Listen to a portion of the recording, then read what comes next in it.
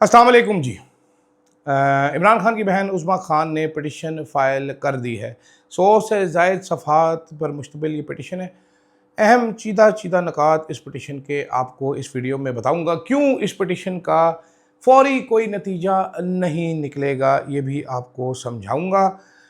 क्या मेरा ख्याल है एक नॉन लीगल पर्सन होने के नाते करना चाहिए। साथ साथ इस कौम के साथ कितनी बड़ी ज़्यादती की जा रही है ये शहबाज हुकूमत की सूरत में। चीनी की इंपोर्ट और एक्सपोर्ट से आपको समझाऊंगा। माफियाज कैसे काम करते हैं, ये मुल्क चला ही माफिया रहे हैं, ये भी आपको समझाता हूँ जनाबे वाला। साथ साथ भैनों ते भराओ मेरिया गल्लां विच तुसी आओ या ना आओ, आपको समझाऊंगा वज़ीर आज़म साहब के गुस्से की वजह। वज़ीर आज़म साहब बहुत ज़्यादा गुस्से में आ चुके हैं। वो किस पे आए हैं गुस्से में, क्या वज़ीर आज़म साहब ने मोहसिन नकवी को हिट लगाई है, और आखिर में आपको बताऊंगा एक फजूल जर्नलिस्ट की फजूल स्टोरी के बारे में। अब कह के फजूल स्टोरी तो बता क्यों रहा हूँ, वजह इसकी भी समझाऊंगा। वीडियो को एंड तक देखिएगा और आपने मेरे को सब्सक्राइब फ़ौरन से पहले कर लेना है, टिक्की टिक्की टा करके। अदील राजा, सच की आवाज। मैं हूं जनाब अदील राजा, आप देख रहे हैं मेरा यूट्यूब चैनल। सब्सक्राइब आपने कर लिया होगा यकीनन। आप सुपर थैंक्स और मेंबरशिप्स मुझे भेज सकते हैं मेरे इंडिपेंडेंट जर्नलिज्म को सपोर्ट करने के लिए, ताकि मैं किसी घटिया सेठ का मुलाजिम होकर जी सर ना करूं और ख़ुद एक सेठ बनने की कैपेसिटी में आ जाऊं। जनाब वाला, सबसे पहले बात करेंगे उस्मा खान की पिटिशन। पॉइंट उसमें सबसे पहला पॉइंट ये है, इसमें शहबाज शरीफ है, टेरेबल तारड़ ब्रदर्स इसमें रिस्पोंडेंट हैं, इस पर इस्लामाबाद का चीफ कमिश्नर है, इस पर सेक्रेटरी दाखिला वगैरह सब हैं इसमें रिस्पोंडेंट्स। एक रिस्पोंडेंट की कमी है। वो रिस्पोंडेंट कौन है? वो रिस्पोंडेंट है चौधरी साहब जनाब मोहसिन नकवी। वही मोहसिन नकवी जिसके साथ मुज़ाकरात हुए सुहेल अफरीदी के एक मरतबा नहीं, दो मरतबा नहीं, 3 मरतबा मुलाकात हो चुकी है कम अज़ कम खुफिया किस्म की। आई डोंट नो क्या तय पाया है, मगर नजम सेठी साहब कहते हैं कि इमरान खान साहब को रिलीफ मिलेगा। तहरीक इंसाफ को रिलीफ मिलना ही पड़ेगा, देना पड़ेगा, वरना तहरीक इंसाफ को लड़ाई के लिए तैयारी ज़्यादा से ज़्यादा करनी है, बहुत ज़्यादा करनी है। मैं आपको कल ही बता चुका हूँ कि मीडिया को बहुत सारी चीज़ें करने से मना किया गया। आज मीडिया एक और ख़बर आपको नहीं देगा। आर्टिकल 243 के तहत फ़ौज को रावलपिंडी में तलब कर लिया गया। किस लिए तलब किया गया किसी को ये पता नहीं है। सैलाब का सीज़न तो गुजर गया, सैलाब आके गुजर गया, तो फौज पिंडी में क्या करिए, लेकिन मीडिया आपको ये नहीं बताएगा। मीडिया को मना कर दिया गया ये खबर चलाने से। उस्मा खान की जो पिटिशन है 100 से ज़्यादा सफ़हातें पढ़ के मैंने इसमें कुछ चीज़ें निकाली हैं। एक इंटरेस्टिंग चीज़ इसमें इन्होंने पूरी की पूरी in length in detail pre meditated scheme का जिक्र किया है। जिक्र ये किया गया कि जी पहले से प्लान था इमरान खान के साथ ऐसा ही करना है। ये जो गवर्नमेंट कह रही है, अता तारड़ ने बड़ी बेवकूफ़ी की है वो ट्वीट करके। खैर अता तारड़ साहब और बेवकूफ़ी ये अता तारड़ साहब ने की है, मुझे कहना चाहिए, बेवकूफ़ी मुझे कहना नहीं चाहिए, मैं भी बड़ा स्टूपिड हूँ। तो उसको अब ये लोग करार दे रहे हैं कि it was a pre meditated scheme, because सारे रिपोर्टर, इवन जियो जैसे 2 नंबर चैनल का रिपोर्टर कह रहा है कि शिफा के बाहर कोई तहरीक इंसाफ का झंडा नहीं था, कोई नारेबाजी नहीं थी, कोई वर्कर नहीं था, 1 किलोमीटर दूर भी कोई नहीं था, और वो शहरी जो उस इलाके के रहायशी वो निकले हुए थे, वो तहरीक इंसाफ के मर्जी में नहीं आते। 25 करोड़ का ये मुल्क है, हर बंदा तहरीक इंसाफ का वर्कर नहीं, हर शहरी जो सड़क से गुजरा वो तहरीक इंसाफ का नहीं। गो के हुकूमत को पूरा यकीन है कि सारे के सारे तहरीक इंसाफ के, जैसे कि अदील राजा ने ये शेर पहन रखा है तो इनको लग रहा है कि मैं भी एक लो लेवल पटवारी हूँ, लेकिन मेरे शेर की न्यूक्लियर आंखें हैं। ये बड़ा ज़बरदस्त शेर है। पटवारियों का शेर ये घटिया किस्म का खसी शेर नहीं है, ये बड़ा तगड़ा शेर है। तो प्री मेडिकल स्कीम के जिक्र किया गया। अब मैं आपको इसमें ये बता मैं आपको ये सकता हूँ कि इसमें जो इम्पोर्टेंट चीज़ है वो है, इन्होंने जो हाईलाइट किया कि डीकॉय एक पहले से ही तैयार था और डीकॉय भेजा गया सारे का सारा। ये भी प्री मेडिटेटेड इसमें बताता है कि प्लानिंग के तहत ये सारा धोखा किया गया। ये कोई आफ्टर थॉट नहीं था, ये पहले से तैयारशुदा था। अगर ना होता डीकॉयज होती कि पुलिस कहेगी जी हमारा ये है वीवीआईपी लटरम पटरम शटरम ये ड्रम यगड़म दगड़म कहेगी, लेकिन इसमें इनको तहरीक इंसाफ को इंस्टेंट कोई रिलीफ नहीं मिलने का इम्कान। गो के एक मेरे दोस्त हैं वो कह रहे थे कि ये पिटिशन वज़ीर-ए-आज़म की नाअहली का बाइस बन सकती है। अगर कोई इंडिपेंडेंट मुल्क होता तो इवेंचुअली जाके बन सकती है। यहाँ पर इंडिपेंडेंट अदलिया नहीं है तो इवेंचुअली जाके नहीं बनेगी। लेकिन अगर अदालत पुश करना शुरू करेगी तो पुश कम टू शव्स होगा, तो शहबाज शरीफ साहब को शव हो जाएगा इस पिटीशन में। ये बिल्कुल ठीक है। दूसरी तरफ जनाबे वाला, आपको बताता हूँ क्यों इस मुल्क में, मैं बार बार कहता हूँ कि शहबाज शरीफ साहब की हुकूमत सिक्योरिटी रिस्क है हमारे लिए। पेट्रोल की क्या ही बात करूँ, कल भी प्राइसेस बढ़ गई, इतनी प्राइसेस बढ़ चुकी हैं कि अब तो मतलब गंदी बात मैं कोई कर दूंगा, इसमें मैं गाली निकालना चाहता हूँ। लेकिन जनाबे वाला, पिछले साल कहा गया कि चीनी बहुत ज़्यादा होगी। अभी शुगर माफिया का एक तरीकाकार है, शुगर माफिया के पास सारा डेटा होता है, पाकिस्तान में कितनी चीनी है, किस गोदाम में कितनी चीनी पड़ी, हुकूमत को कुछ ठंटू टंटा टट्टू भी नहीं पता। शुगर माफिया आता है, वो बताता है कि हमारे पास बहुत एक्स्ट्रा चीनी पड़ी, हमें एक्सपोर्ट करने की इजाज़त दे दीजिए। हुकूमत कहती है एक्सपोर्ट करें। जब वो एक्सपोर्ट करते तो पता चला हमारे पास जो चीनी थी वो हमने एक्सपोर्ट कर दी, पीछे जो चीनी बची स्टॉक कम होने महंगी करती जाए, चीनी का रेट बढ़ना शुरू हो जाता है। 1 रुपये पे 1 अरब बनाया जाता है।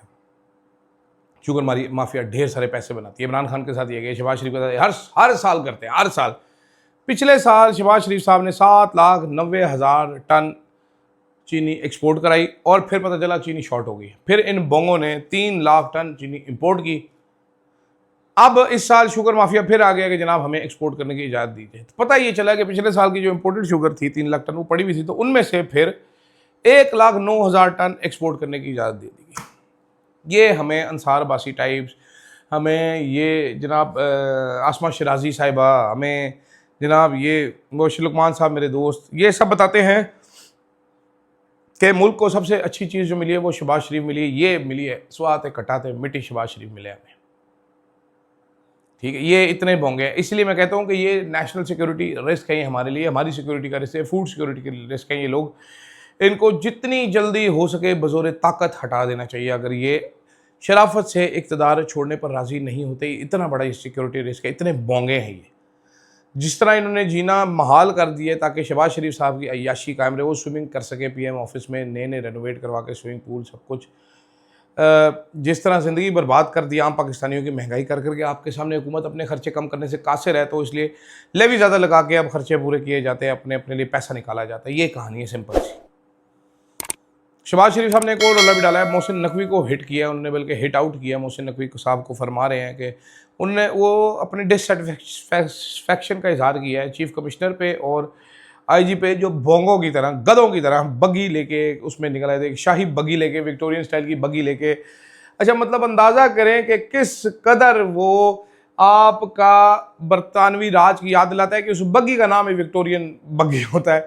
उसमें बैठ के बादशाह सलामत बन के आगे थे, पूरे मुल्क में टिका के बेइज्जत किया, हत्ता के जो क्राउड वहाँ पर मौजूद था, वो लोग, वो क्या यार, वो एक बड़ा मुश्किल सा लफ्ज़ है, करामत मुगल साहब बता देंगे, सरे अंगश्त बजता, वो हैरान रह गए। उन्होंने कहा ये क्या कर रहे हैं, उन्होंने कहा ताली बजाएं किसी, उन्होंने कहा लानत भेजो ताली बजाने को, फिटे मुँह करो इनको, कोई ताली नहीं, सबने यूं किया, कोई ताली नहीं बजाई।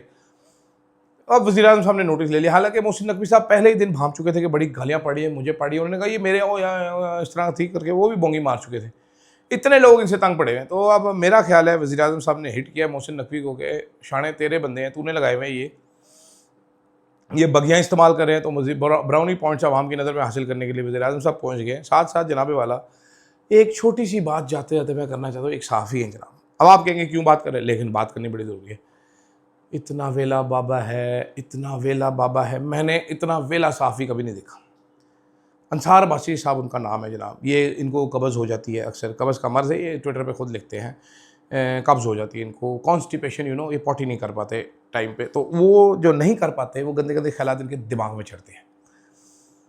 हुजूर वाला ने कल लिखा जी कि एक पुराना क्लिप आया था इमरान खान का, जिसमें ये दावा किया, इमरान खान के हवाले से क्लिप आया था, दावा किया गया था कि जनाब इमरान खान साहब ड्रग्स इस्तेमाल करते थे और फ़ौज ने पहले ही बता दिया था इमरान खान साहब को ड्रग्स इस्तेमाल नहीं करनी।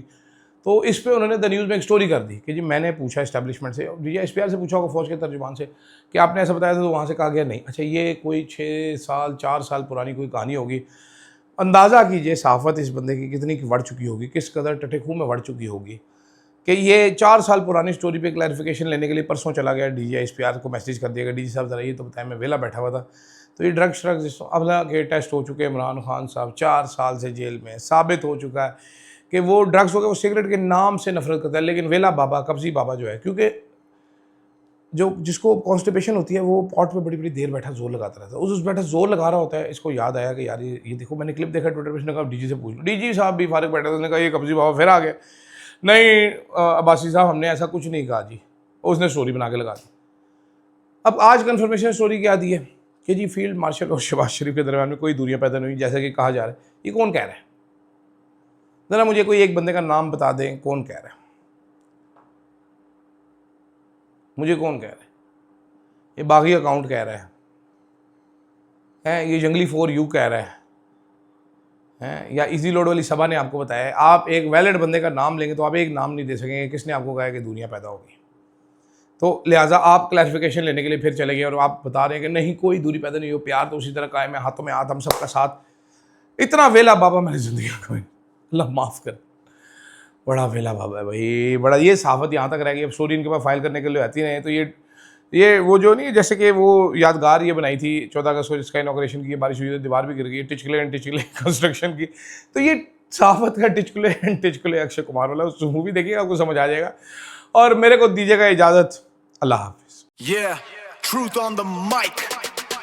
शहर शहर में नाम गूंजे, फ्लो है आग, हर खबर पहले, दुश्मन भागे आगे भाग, आवाज उठाए ना डरे ना झुके, अदील राजा, अदील राजा, देखे सारी दुनिया, power of the press, Adeel Raja.